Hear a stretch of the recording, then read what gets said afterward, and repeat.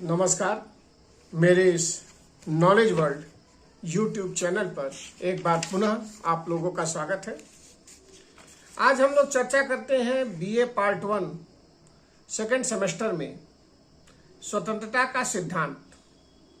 इस स्वतंत्रता का सिद्धांत क्या है, राजनीति विज्ञान में इसका क्या महत्व है, इसमें हम लोग आज चर्चा करेंगे कि स्वतंत्रता वास्तव में हमारे लिए कितनी महत्वपूर्ण है। तो चलिए प्रारंभ करते हैं। जैसा कि हम जानते हैं, यूनान, रोम, इंग्लैंड व अन्य देशों का इतिहास स्वतंत्रता और राजसत्ता के बीच संघर्ष का इतिहास रहा है।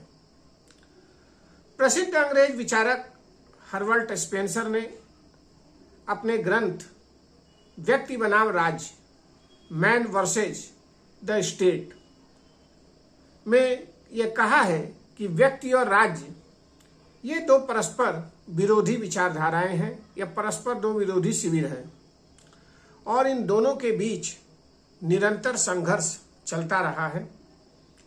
और राज्य का जो लक्ष्य है वह निसंदेह मानव की भलाई करना है, परंतु फिर भी ऐसी परिस्थितियां उत्पन्न हो जाती है जिससे राज्य के कार्यों की इस आधार पर आलोचना होने लगती है कि इससे मनुष्यों की स्वतंत्रता और उनके अधिकारों का हनन होता है। अतः स्वतंत्रता के स्वरूप, उसके विभिन्न पहलुओं इत्यादि को हमें जानना आवश्यक है। सबसे पहले हम लोग चर्चा करते हैं स्वतंत्रता के अर्थ एवं उसकी परिभाषा की। स्वतंत्रता का अंग्रेजी पर्याय लिबर्टी है, या कहा जाए अंग्रेजी शब्द लिबर्टी का हिंदी अनुवाद स्वतंत्रता है। लिबर्टी शब्द लैटिन भाषा के शब्द लीबर से उत्पन्न हुआ है। लीबर का जो अर्थ होता है वह होता है कि सभी प्रकार के बंधनों का अभाव। इस तरह से यह ज्ञात होता है कि स्वतंत्रता का अर्थ किसी भी प्रकार के बंधनों का अभाव है, या अगर दूसरे शब्दों में कहा जाए तो अपनी इच्छा अनुसार कार्य करने की स्वतंत्रता ही वास्तविक स्वतंत्रता है। लेकिन स्वतंत्रता की यह जो अवधारणा है वो कहीं न कहीं भ्रमपूर्ण है, क्योंकि बड़े से बड़ा स्वतंत्रता प्रेमी भी यह नहीं चाहेगा कि लोगों के कार्यों पर किसी भी प्रकार का प्रतिबंध न हो, क्योंकि हमारा सामाजिक जीवन बिना प्रतिबंधों के नहीं चल सकता। यदि प्रत्येक बंधन को हम एक बुराई मान लेंगे तो स्वतंत्रता और स्वच्छंदता में कोई अंतर नहीं रह जाएगा, या कहा जाए निरंकुश व्यवहार स्वतंत्रता का पर्यायवाची बन जाएगा। इसीलिए किसी भी सभ्य समाज की यह पहली शर्त होती है कि किसी भी व्यक्ति को हमेशा मनचाहा कार्य करने की स्वतंत्रता न मिले। अब प्रश्न यह उठता है कि तो फिर स्वतंत्रता का आशय क्या है, हम स्वतंत्रता को क्या कहें। प्राचीन और अर्वाचीन अनेक विद्वानों ने स्वतंत्रता की अलग अलग परिभाषाएं दी हैं। कुछ विद्वानों का मानना है कि स्वतंत्रता का अर्थ केवल शासन की नीतियों को प्रभावित करने की शक्ति है, जबकि कुछ लोगों ने विचारों की स्वतंत्रता को ही स्वतंत्र माना है। कुछ विद्वानों का मानना है कि अति शासन का विरोध ही स्वतंत्रता है। यहां हम अति शासन के बारे में कुछ चर्चा थोड़ा कर ले। इसका अर्थ होता है कि जीवन के सभी पक्षों पर सरकार का कठोर नियंत्रण। अगर दूसरे शब्दों में हम कहें तो पारिवारिक, धार्मिक, सांस्कृतिक और आर्थिक मामलों में अत्यधिक सरकारी नियंत्रण का न होना ही स्वतंत्रता है। कार्ल मार्क्स के मित्र एंजल्स ने उस आदर्श परिस्थिति की कल्पना की थी जिसमें पुलिस, अदालत, सेना व अन्य दमनकारी संस्थाओं की आवश्यकता न रहे और उसी के अभाव में ही पूर्ण स्वतंत्रता मिल सकती है। परंतु कहीं न कहीं यह स्वतंत्रता की एक नकारात्मक सोच को परिलक्षित करता है। अगर हम व्यवहारिक दृष्टि से देखें तो प्रोफेसर वार्कर की परिभाषा हमें सबसे उपयुक्त दिखाई देती है। उन्होंने कहा कि स्वतंत्रता के सिद्धांत का अर्थ है कि राज्य प्रत्येक सदाचारी व्यक्ति को एक स्वतंत्र मानव के रूप में देखे और यह मानकर चले कि वह अपने ढंग से अपनी योग्यताओं को या योग्यताओं का विकास करने की क्षमता रखता है। क्योंकि वह इस प्रकार की क्षमता रखता है, इसीलिए उसे उन अधिकारों के उपभोग का अवसर दिया जाए जिसके बिना योग्यताओं का विकास संभव नहीं है। यह परिभाषा 3 बातों पर प्रकाश डालती है। पहला, केवल सदाचारी व्यक्ति को ही एक स्वतंत्र व्यक्ति का दर्जा दिया जा सकता है। जैसे कोई व्यक्ति दूसरों के अपहरण की स्वतंत्रता की मांग नहीं कर सकता, इस प्रकार की मांग अनैतिक होगी। दूसरा, प्रत्येक व्यक्ति की अपनी अलग अलग योग्यता व आवश्यकताएं होती हैं और उनका अलग अलग ढंग से विकास हो सकता है।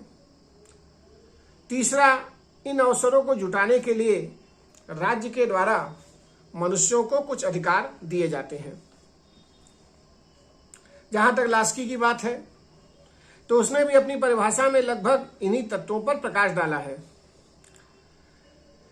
लास्की कहता है कि स्वतंत्रता से मेरा तात्पर्य है बलपूर्वक ऐसा वातावरण बनाए रखना जिसमें व्यक्तियों को अपने सर्वोच्च विकास का अवसर मिल सके और स्वतंत्रता की उत्पत्ति अधिकारों से होती है। अब हम लोग स्वतंत्रता के स्वरूप की चर्चा कर लेते हैं। जैसा कि हमने देखा कि विभिन्न विद्वानों ने जो स्वतंत्रता की परिभाषाएं दी या स्वतंत्रता के बारे में अपने विचार व्यक्त किए, उसके आधार पर हम स्वतंत्रता की निम्नलिखित विशेषताओं या उसके स्वरूप का वर्णन कर सकते हैं। जिसमें पहला है कि स्वतंत्रता का सही अर्थ केवल प्रतिबंधों का अभाव नहीं है। अनुचित प्रतिबंधों का न होना बहुत आवश्यक है, किंतु साथ ही उन परिस्थितियों का भी होना बहुत आवश्यक है जिसके बिना व्यक्ति के व्यक्तित्व का विकास संभव नहीं है। उदाहरण के तौर पर यही आवश्यक नहीं है कि रोजगार प्राप्त करने पर प्रतिबंध न हो, बल्कि यह भी आवश्यक है कि रोटी, वस्त्र और आवास की सुविधाएं भी उपलब्ध हो तथा बेरोजगारी, बीमारी या वृद्धावस्था की स्थिति में व्यक्ति को भूखों न मरना पड़े। जो दूसरा स्वरूप है वह है कि किसी को भी स्वतंत्रता पूर्ण या असीम रूप से नहीं दी जा सकती, या कहा जाए स्वतंत्रता असीमित नहीं हो सकती, क्योंकि समाज में और भी अनेक व्यक्ति निवास करते हैं। अतः उनकी स्वतंत्रता के लिए मेरी स्वतंत्रता पर प्रतिबंध लगाना आवश्यक है। उद्योगपति का यह अधिकार है कि वह यह निर्णय ले सके कि उसकी कारखाने में कौन सा माल कितनी मात्रा में बनेगा, किंतु मजदूरों के भी अपने कुछ अधिकार हैं। इसीलिए किसी भी उद्योगपति को यह स्वतंत्रता नहीं दी जा सकती कि वह मजदूरों से चाहे जितने घंटे काम ले और उन्हें जब चाहे नौकरी से निकाल दे। इसी तरह से कहा जाए विचार और अभिव्यक्ति की स्वतंत्रता का भी अपना एक विशेष महत्व है, किंतु मनुष्यों को अपनी इच्छा अनुसार कुछ भी कहने या करने की स्वतंत्रता नहीं दी जा सकती। एक अन्य जो विशेषता है वह यह भी है कि स्वतंत्रता और जो कानून है वह एक दूसरे के प्रतिद्वंदी नहीं है, बल्कि एक दूसरे के सहयोगी है। क्योंकि अगर हम देखें कि कोई कानून अगर यह इस आधार पर बने कि कोई भी व्यक्ति आत्महत्या नहीं करेगा, तो इसे किसी व्यक्ति की स्वतंत्रता पर प्रतिबंध नहीं माना जा सकता। या कहा जाए कि अगर ये व्यवस्था बन जाए कि एक निश्चित आयु तक बच्चों को अनिवार्य रूप से शिक्षा देनी होगी, उससे न तो बच्चों के माता पिता की स्वतंत्रता या बच्चों की स्वतंत्रता पर कोई प्रतिबंध नहीं लगता। इस तरह से कहा जाए तो प्रत्येक कानून कहीं न कहीं स्वतंत्रता का पोषण ही करता है।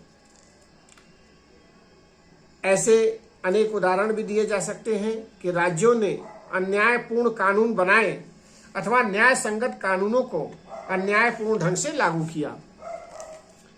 अब हम लोग स्वतंत्रता के कुछ प्रकारों पर चर्चा करते हैं। स्वतंत्रता के कितने प्रकार हैं? हम देखते हैं कि मनुष्य के जीवन के अनेक पहलू हैं और उसके विकास के लिए अनेक बातें आवश्यक हैं। इसीलिए स्वतंत्रता के अनेक प्रकार होते हैं, जैसे नागरिक स्वतंत्रता, राजनीतिक स्वतंत्रता, आर्थिक स्वतंत्रता इत्यादि। अगर हम मोटे रूप से देखें तो स्वतंत्रता के 3 प्रमुख प्रकार हैं। पहला है नागरिक स्वतंत्रता, दूसरा राजनीतिक स्वतंत्रता और तीसरा आर्थिक स्वतंत्रता। जहां तक नागरिक स्वतंत्रता की बात है तो वारकर ने कहा है कि नागरिक स्वतंत्रता के अंतर्गत प्रमुख रूप से 5 तरह की स्वतंत्रताएं आती है। जैसे नंबर 1 हत्या, चोट या हत्या की धमकी से शरीर की सुरक्षा की स्वतंत्रता। दूसरा अपनी इच्छा अनुसार घूमने फिरने की स्वतंत्रता। तीसरा अपने विचारों और विश्वासों को प्रकट करने की स्वतंत्रता।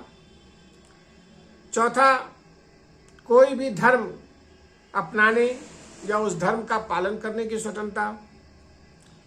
पांचवा अन्य व्यक्तियों के साथ किसी भी प्रकार का संबंध या समझौता करने की स्वतंत्रता। ये नागरिक स्वतंत्रताओं के अंतर्गत आती है। अब हम जब राजनीतिक स्वतंत्रता की बात करते हैं तो इस संदर्भ में भी लास्की ने कहा है कि राज्य के मामलों में सक्रिय रूप से भाग लेने की शक्ति को राजनीतिक स्वतंत्रता कहते हैं। इस स्वतंत्रता के अंतर्गत भी कुछ अधिकार नागरिकों को प्राप्त होते हैं, जैसे मत देने का अधिकार, विधानमंडल की सदस्यता प्राप्त करने का अधिकार, राजनीतिक दलों के गठन का अधिकार, कोई भी सभा व सम्मेलन करने की स्वतंत्रता, राजनीतिक विषयों पर अपना मत प्रकट करने की स्वतंत्रता। ये सभी राजनीतिक स्वतंत्रता के ही अंतर्गत आता है। लेकिन यहाँ यह ध्यान रखने की बात है कि ऐसी राजनीतिक स्वतंत्रता केवल लोकतांत्रिक शासन प्रणाली में ही संभव है। राजतंत्र या तानाशाही वाली व्यवस्था में इस प्रकार की स्वतंत्रता की अपेक्षा नहीं की जा सकती। यहां तक कि राजनीतिक स्वतंत्रता के अंतर्गत राज्य का विरोध करने का भी अधिकार है, लेकिन वह भी संवैधानिक तरीके से, न कि असंवैधानिक तरीकों के द्वारा। जो तीसरी स्वतंत्रता है वह है आर्थिक स्वतंत्रता। आर्थिक स्वतंत्रता के भी अनेक पक्ष हैं। यदि एक और इसका तात्पर्य यह है कि व्यक्ति को कोई भी व्यवसाय चुनने, किसी भी प्रकार की संपत्ति को अर्जित करने और उसका उपभोग करने की स्वतंत्रता प्राप्त है, तो दूसरी ओर इसका अर्थ यह भी है कि लोग आर्थिक अभावों से मुक्त हो सकें। मानव अधिकारों की घोषणा में आर्थिक स्वतंत्रता के अंतर्गत निम्नलिखित अधिकार शामिल किए गए थे, जैसे काम पाने का अधिकार, उचित पारिश्रमिक अथवा वेतन पाने का अधिकार, ट्रेड यूनियन के गठन का अधिकार, आराम करने का अधिकार जिसके अंतर्गत कार्य करने के घंटे निर्धारित हों और नियमित रूप से सवेतन अवकाश की व्यवस्था हो।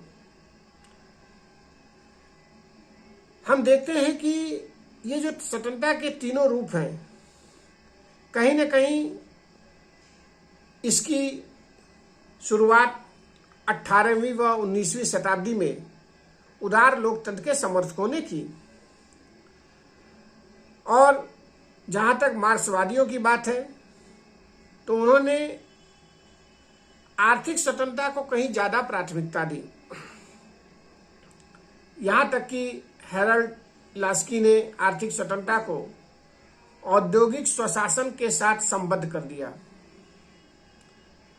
अब हम लोग स्वतंत्रता के एक अन्य प्रकार की भी चर्चा कर लेते हैं, वो है राष्ट्रीय स्वतंत्रता।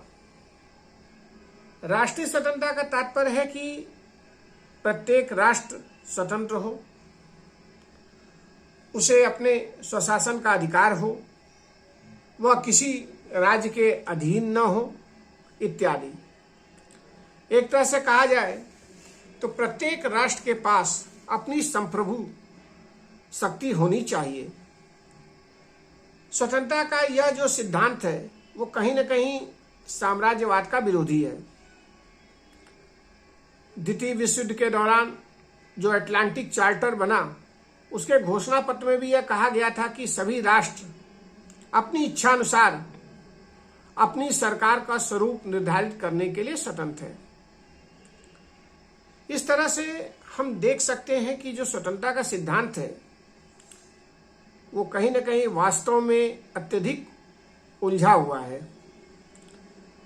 विभिन्न प्रकार की स्वतंत्रताओं का यदि एक ओर आपस में संबंध है तो वहीं दूसरी ओर उसमें हमें परस्पर अंतर विरोध भी दिखता है।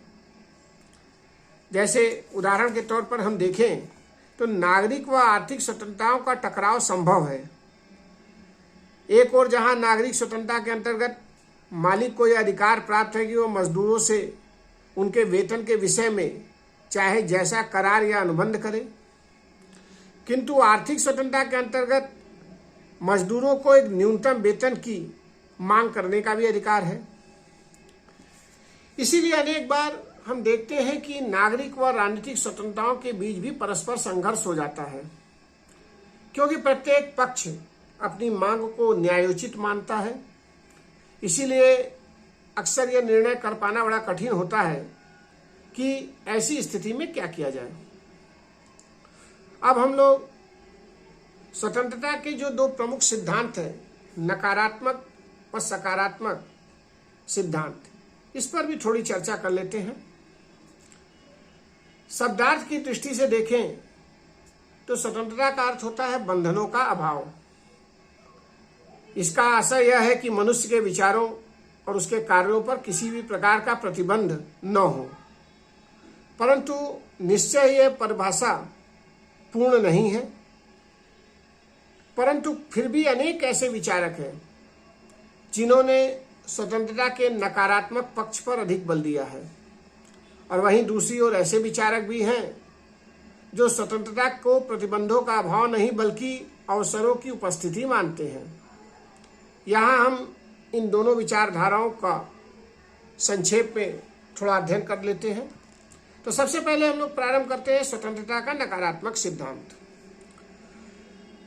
स्वतंत्रता के नकारात्मक सिद्धांत का प्रतिपादन करने वाले विचारक यह नहीं कहते कि मनुष्य को अपनी इच्छा अनुसार कोई भी कार्य करने दिया जाए, क्योंकि यह भी सच है कि कोई भी सामाजिक जीवन बिना प्रतिबंधों के चल नहीं सकता। इसीलिए कोई भी विचारशील या विवेकशील व्यक्ति यह कैसे कह सकता है कि मनुष्य के कार्यों पर किसी भी प्रकार का प्रतिबंध न हो। जैसे जिसे चाहो लूट लो, जिसकी चाहे उसकी हत्या कर दो, यह तो एक अराजक स्थिति है। अतः यह मानना भूल होगी कि नकारात्मक सिद्धांत के समर्थक अराजकता को प्रोत्साहन देते हैं, परंतु इतना अवश्य है कि ये विद्वान राज्य के कार्यों को बहुत सीमित रखने के पक्ष में है, और उनका यह भी मानना है कि कानून जितने अधिक होंगे व्यक्ति की स्वतंत्रता उतनी ही कम होगी।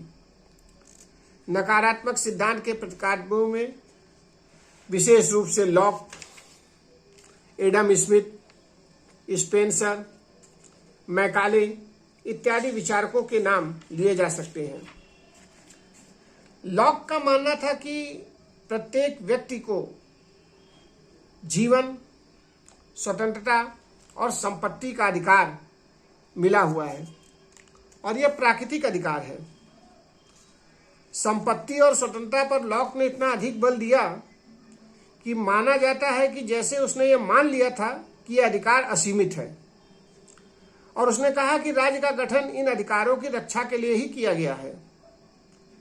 लॉक बार बार इस बात की भी बात करता है कि राज्य स्वयं साध्य नहीं है, बल्कि उसका अस्तित्व जनता के लिए ही है। इसीलिए नागरिकों के हितों से अलग किसी राज्य की कल्पना करना एक तरह से अनुचित है। लॉक ने धार्मिक सहिष्णुता व विचारों की स्वतंत्रता पर भी अत्यधिक बल दिया। उसका कहना था कि धार्मिक क्षेत्र में राज्य के हस्तक्षेप का कोई औचित्य नहीं है। वहीं दूसरी ओर एडम स्मिथ का मानना था कि भूमि, श्रम और पूंजी पर निजी स्वामित्व होना चाहिए। उनका कहना था कि आर्थिक क्रियाओं के परिचालन में राज्य यदि हस्तक्षेप करेगा तो उससे न केवल मनुष्य की स्वतंत्रता प्रभावित होगी, बल्कि समाज भी प्रगति नहीं कर पाएगा। इसीलिए आर्थिक क्रियाओं के परिचालन में राज्य को हस्तक्षेप नहीं करना चाहिए। उनका यह भी मानना था कि प्रत्येक व्यक्ति अधिक से अधिक धन अर्जित करने का प्रयास करेगा और समाज, क्योंकि मनुष्यों का समूह है, इसलिए मनुष्यों की उन्नति से समाज भी उन्नति करेगा। वहीं स्पेंसर और मैकाले का व्यक्तिवाद भी नकारात्मक सिद्धांत पर ही बल देता है। स्पेंसर के ग्रंथ व्यक्ति बनाम राज्य इस बात का परचायक है उसने राज्य को मानव स्वतंत्रता का विरोधी माना है। स्पेंसर का मानना है कि राज्य को केवल पुलिस राज्य की भूमिका निभानी चाहिए और उसके केवल दो कार्य हैं। पहला, बाह्य आक्रमणों से राज्य की सुरक्षा करना और दूसरा, आंतरिक व्यवस्था बनाए रखना। इसके अलावा अगर राज्य कोई भी कार्य करेगा तो उससे व्यक्ति की स्वतंत्रता का हनन ही होगा। राज्य के हस्तक्षेप का स्पेंसर इतना ज्यादा विरोधी था कि उसने डाक, तार, टेलीफोन या रेल की व्यवस्था जैसे कार्य भी निजी हाथों में देने का तर्क प्रस्तुत किया था। वहीं मैकाले ने भी पूंजीवाद या पूंजीवादी व्यवस्था का समर्थन किया है। उसका विचार था कि पूंजीवाद ही मानव विकास की चरम सीमा है और आर्थिक प्रगति का सर्वोत्तम उपाय यह है कि आर्थिक गतिविधियों में राज्य किसी भी प्रकार का हस्तक्षेप न करे। संपूर्ण संसार एक मुक्त बाजार है और वस्तुओं के उत्पादन, लाने ले जाने पर कोई रोक टोक न हो। इसी तरीके से 20वीं शताब्दी में भी कई ऐसे विचारक हुए जिन्होंने नकारात्मक स्वतंत्रता की बात की, जिसमें हेयक प्रमुख था। हेयक ने कहा कि पूर्ण नियोजित अर्थव्यवस्था का आशय है पूर्ण दासता। एक तरह से उसने भी यह कहा कि राज्य को आर्थिक मामलों में कम से कम हस्तक्षेप करना चाहिए। एक तरह से कहा जाए तो नकारात्मक सिद्धांत के अनुयायी यह कहते हैं कि वही सरकार सबसे अच्छी है जो सबसे कम शासन करती है। अब हम लोग स्वतंत्रता के कुछ सकारात्मक सिद्धांत पर भी चर्चा कर लें। इस बात में कोई संदेह नहीं है कि लॉक, एडम स्मिथ व स्पेंसर के विचारों को प्रभाव 18वीं व 19वीं शताब्दी की राजनीति पर व्यापक रूप से पड़ा, परंतु यह भी सही है कि इन विचारों के या इन विद्वानों के विचारों में कुछ न कुछ असंगतियां या कमियां भी थी। उन्होंने प्राकृतिक अधिकारों के आड़ में स्वतंत्रता का कुछ ऐसा ताना बाना बुना था जो विवेकवाद या बुद्धिवाद से मेल नहीं खाता था। यहां तक कि उग्र व्यक्तिवाद के जो दोस्त थे उसी के कारण स्वतंत्रता की एक सकारात्मक धारणा भी विकसित हुई, जो कि कहीं न कहीं उपयोगितावादी, आदर्शवादी या उदारवादी रूप में हमारे सामने दिखाई देती है। इसमें हम बेंथम व मिल के उपयोगितावाद को देख सकते हैं। 18वीं शताब्दी के उत्तरार्ध में औद्योगिक क्रांति के कारण हम देखते हैं कि न्याय, कानून, शिक्षा, स्वास्थ्य व चिकित्सा के क्षेत्र में कुछ नई समस्याएं पैदा हुई। पूंजीपतियों द्वारा मजदूरों का जो शोषण हो रहा था, उसके कारण लोगों का ध्यान इस ओर गया कि धन के एक न्यायोचित वितरण की व्यवस्था होनी चाहिए। बेंथम और मिल यद्यपि व्यक्ति की स्वतंत्रता के प्रबल समर्थक थे, परंतु वो मानते थे कि शिक्षा, स्वास्थ्य, चिकित्सा, महिलाओं की रक्षा इत्यादि के लिए राज्य का हस्तक्षेप होना चाहिए। उन्होंने यह भी कहा कि कहीं न कहीं अगर ऐसा नहीं होगा तो ऐसी स्वतंत्रता कहीं किसी अन्य व्यक्ति की स्वतंत्रता का हनन करने के लिए होगी। उसी तरीके से कांट, फिक्टे, ग्रीन जैसे विचारकों ने अपने आदर्शवाद में स्वतंत्रता के सकारात्मक सिद्धांत पर बल दिया। जर्मन विचारक कांट को हम आधुनिक युग के आदर्शवाद का जनक मान सकते हैं। उनका कहना था कि कहीं न कहीं राज्य एक आवश्यक बुराई न होकर भलाई का एक आवश्यक उपकरण है, और राज्य के जो कानून हैं वह स्वतंत्रता के विरोधी नहीं है, बल्कि स्वतंत्रता के पोषक है। यदि राज्य और कानून न हो तो जीवन, संपत्ति और अधिकारों की रक्षा नहीं हो सकती। इसी तरीके से फिक्टे का भी मानना था कि राज्य के कार्य सच्ची स्वतंत्रता की अनुभूति में बाधक नहीं होते। फिक्टे का तो यह भी मानना था कि राज्य संस्था का विकास ही इसीलिए हुआ है ताकि मनुष्य को जंगल की आजादी से छुटकारा प्राप्त हो सके। दूसरे शब्दों में कहा जाए तो यदि व्यक्ति मनमानी करने लगेगा तो जंगल का नियम लागू हो जाएगा, अर्थात जिसकी लाठी उसकी भैंस या मत्स्य न्याय वाली कहावत चरितार्थ होगी। अतः व्यक्ति को केवल उन्हीं कार्यों को करने की स्वतंत्रता होनी चाहिए जो विवेक के अनुकूल हो। अंग्रेज विद्वानों में आदर्शवादी परंपरा का निर्वाह हम टी.एच. ग्रीन के रूप में देखते हैं। उन्होंने भी स्वतंत्रता की सकारात्मक व्याख्या प्रस्तुत की। ग्रीन का मानना था कि स्वतंत्रता से आशय प्रतिबंधों का अभाव नहीं, बल्कि प्रतिबंध या हस्तक्षेप का अभाव एक नकारात्मक पहलू है, और इस नकारात्मक विवेचना से हम स्वतंत्रता के वास्तविक स्वरूप को स्पष्ट नहीं कर सकते। उन्होंने उदाहरण देते हुए कहा कि जिस प्रकार कुरूपता का अभाव सौंदर्य नहीं कहला सकता, वैसे ही प्रतिबंधों का अभाव स्वतंत्रता नहीं कहा जा सकता। वार्कर ने अपने शब्दों में ग्रीन के विचारों को प्रकट करते हुए कहा है कि ग्रीन की स्वतंत्रता का सही अर्थ है उन कार्यों को करने या उन सुखों को भोग सकने की क्षमता जो वास्तव में भोगने योग्य है। यहाँ भोगने योग्य से उसका तात्पर्य है वे कार्य या सुख जो नैतिक दृष्टि से सही हो। अब चोरी करने या श्रमिकों का शोषण करने की सुविधा को स्वतंत्रता नहीं कहा जा सकता, क्योंकि कहीं न कहीं ये बातें नैतिक दृष्टि से उचित नहीं है। संक्षेप में कहा जाए तो आदर्शवादियों का जो दृष्टिकोण था वो नकारात्मक नहीं बल्कि सकारात्मक था। ग्रीन ने कहा कि कानून स्वतंत्रता का विरोध नहीं करते। ग्रीन के मतानुसार बच्चों को शिक्षा, दरिद्रता, मद्यपान की समाप्ति, जमींदारों के शोषण से मुक्ति, श्रमिकों को उचित सुविधाएं दिलाने के लिए राज्य यदि कानून बनाता है तो हम ऐसे कानूनों को स्वतंत्रता का विरोधी नहीं कह सकते। स्वतंत्रता के विषय में मैकाइवर, लास्की व वार्कर के भी अपने प्रमुख विचार हैं।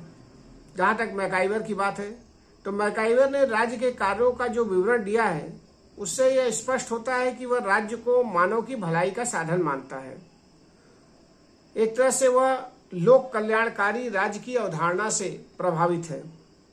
इसी तरीके से प्रसिद्ध अंग्रेज विचारक हैरोल्ड लास्की तो समाजवाद में गहरी निष्ठा रखते थे। उन्होंने तो स्पष्ट कहा कि स्वतंत्रता एक सकारात्मक वस्तु है और यह मात्र प्रतिबंधों का अभाव नहीं है। 20वीं शताब्दी के एक अन्य प्रमुख विचारक अर्नेस्ट वार्कर ने भी स्वतंत्रता के सकारात्मक पक्ष पर ही बल दिया है। उन्होंने तो कहा कि स्वतंत्रता, समानता और न्याय, इन तीनों का आपस में घनिष्ठ संबंध है। इस तरह से हम देखते हैं कि स्वतंत्रता के सकारात्मक सिद्धांत का प्रतिपादन करने वाले जो भी विचारक हैं वो यह मानते हैं कि स्वतंत्रता सब कुछ करने की स्वतंत्रता नहीं बल्कि करने योग्य कार्यों को करने की स्वतंत्रता है और कानून स्वतंत्रता के विरोधी नहीं है। और यह कहा जाए तो जो स्वतंत्रता की सकारात्मक परिभाषा है वो कहीं ना कहीं स्वतंत्रता की नकारात्मक परिभाषा की अपेक्षा बहुत व्यापक है। स्वतंत्रता के अंतर्गत केवल राजनीतिक व नागरिक स्वतंत्रता ही सम्मिलित नहीं है, बल्कि इनसे कहीं अधिक महत्व आर्थिक स्वतंत्रता या उससे भी ऊपर हम आर्थिक सुरक्षा के रूप में देखते हैं। इस तरह से निष्कर्ष रूप से कहा जा सकता है कि स्वतंत्रता की अवधारणा एक सकारात्मक अवधारणा है। तो अगले क्लास में हम लोग फिर एक नए विषय को लेके आपके सामने हाजिर होंगे। तब तक के लिए नमस्कार।